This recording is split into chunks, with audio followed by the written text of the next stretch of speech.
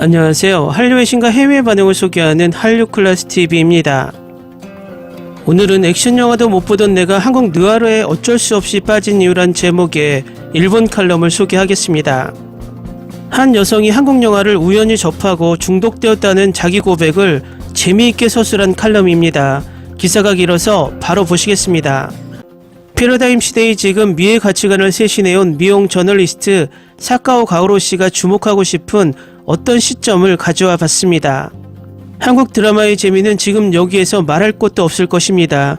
하지만 이때 꼭 말하고 싶은 것이 한국 느와르의 이상한 재미, 느와르란 암흑사회나 인간의 마음의 어둠을 그려내는 영화 장르로 연애는 없습니다. TV 드라마에서는 심한 폭력 장면이나 잔악 장면이 가려져 있습니다. 다만 말하고 싶은 것은 나는 이른바 좀비 호러물을 가장 보지 못하고 액션물도 피가 튀거나 잔인한 장면들은 절대 보지 못했습니다. 그런 내가 왜 한국 느와르에게만은 빠졌을까라는 것입니다. 실은 폭력 장면을 볼 때는 눈을 감습니다. 즉 한국 느와르의 경우 영화의 4분의 1은 장면을 보지 못하게 됩니다. 솔직히 볼 수 없는 장면은 보지 않아도 소리만으로 장면을 유추하고 그렇게까지 하면서도 절대로 보고 싶은 만큼의 재미가 있다는 것입니다.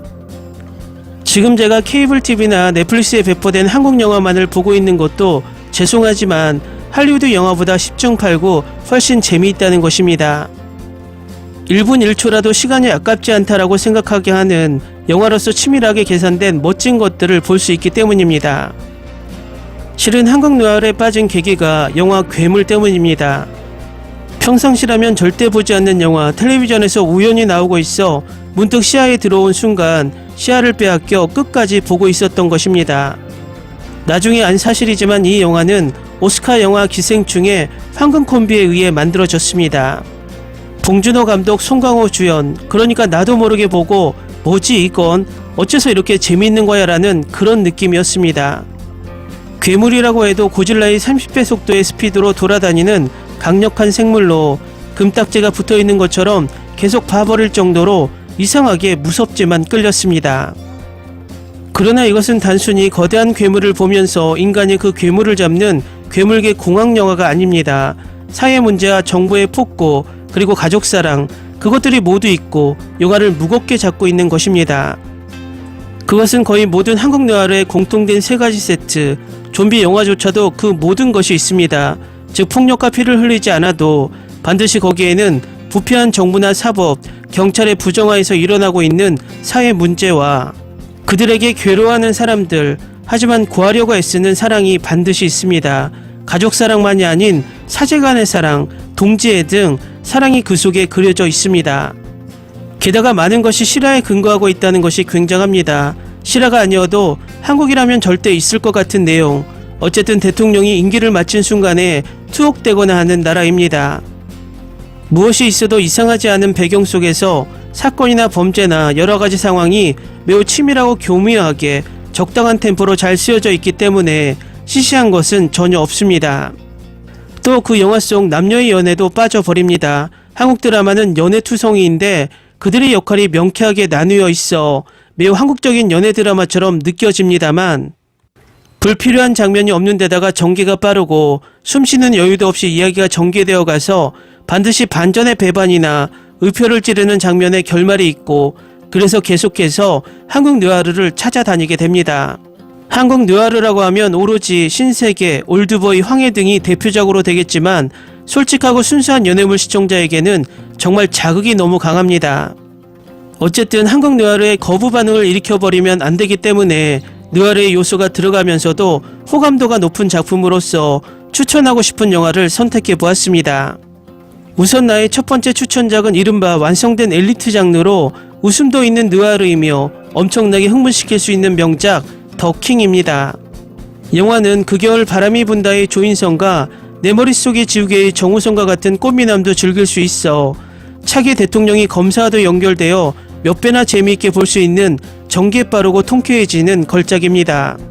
또 한국전쟁의 남북병사의 교류를 그려 당시 논란을 낳았지만 싸우는 자들에게 사랑을 가르치는 내용으로 지금 이때야말로 봐야 할 웰컴 투 동막골도 추천합니다. 그리고 한국 느와르에서는 드물게 여성이 주인공의 복수극 친절한 금자씨, 이 근처에 들어가면 어떤 종류라도 자연스럽게 한국 느와르의 재미를 알아차릴 수 있을 것 같습니다. 조금 익숙해지면 다음은 정통파 한국 느와르로 진행해 주시면 됩니다. 봉준호, 송강호의 살인의 추억, 꽃미남 원빈이 지적장애인을 연기하는 마더, 마찬가지로 원빈이 완전히 다른 모습인 느와르 아저씨까지, 아니 일단 빠지면 엄청나게 많은 대량의 작품이 준비되어 있으므로 나머지는 그냥 늪에 빠질 준비를 해야 합니다. 이상하게도 일부 위험한 작품을 제외하고 한국 느와르는 본 후에 이상한 정화감이 들 것입니다. 아수라, 내부자들, 추격자 등 어쨌든 보아야 할 작품을 꼽으면 엄청날 정도.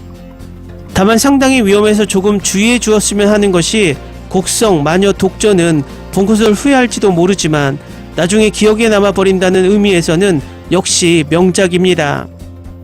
미국의 음악 차트 빌보드에서 밥 먹듯이 1위에 오르는 BTS가 빛나는 등 K-팝도 지금 세계 제1입니다. 하지만 영화를 만들어도 한국만큼 굉장한 나라는 없습니다. 일본과의 관계를 생각하면 변함없이 미묘하고 무언가가 신경이 쓰이는 옆나라이지만 배워야 할 것이 많이 있는 나라입니다. 정치 등의 불신감이 생기면 순식간에 수십만 명이라는 사람이 시위에 모여옵니다. 그 에너지는 나라를 움직이는 것이고 나라의 적폐를 고발하는 영화가 잇따라 태어나기 때문에 모두 용기를 가질 것입니다. 그래도 부패는 줄지 않는 나라지만 일본인도 이런 식으로 일어나는 힘은 배우고 싶은 것, 따라서 한국 느와르는 단지 엔터테인먼트가 아닙니다. 국민의 의식을 조금 과격한 방법으로 높이고 있는 어떤 종류의 선동자라고 생각할 정도이지만 적어도 그들은 악을 용서하지 않는 정의감을 키우고 있습니다. 용서하지 않을 뿐만 아니라 스스로 싸우는 용기도 키우고 있습니다. 목적이 명쾌한 것입니다. 연애 소재 한국 드라마에 질리면 꼭 찾아보세요. 친숙한 꽃미남들이 망가진 형사라든지 엉망이 되는 범인으로 연기하고 있어 한국 느와르의 남자들에게 분명 더 설레게 될 것입니다. 특히 지금 바로 세상이 어지러운 시대, 그들의 남성성에는 뭔가 빠지고 싶은 기분이 되어버릴 정도. 어쨌든 남자들의 부딪히는 한국 느와르는 연애물 이상으로 당신의 에스트로겐의 분비를 높일 것입니다. 일본 특유의 중간중간에 같은 일본인들에게 이런 것을 소개하면 욕을 먹지 않을까, 일부러 한국의 안 좋은 면을 넣어가며 조심스럽게 내가 왜 한국 느와르 영화에 빠졌는지 써 내려갔습니다. 기사 잘 보셨나요? 예전 우리나라 90년대 초반 홍콩 느와르에 빠져 입에 성냥개비를 물고 아빠의 바바리를 몰래 훔쳐입고 다녔던 청소년기의 우리들을 보는 듯해 재미있습니다. 한류 클래스 TV는 한류 외신과 해외 반응을 꾸준히 쫓아가 보겠습니다. 재밌게 잘 보셨나요? 여러분의 구독, 좋아요, 댓글, 알림 설정은 컨텐츠 제작에 큰 힘이 됩니다.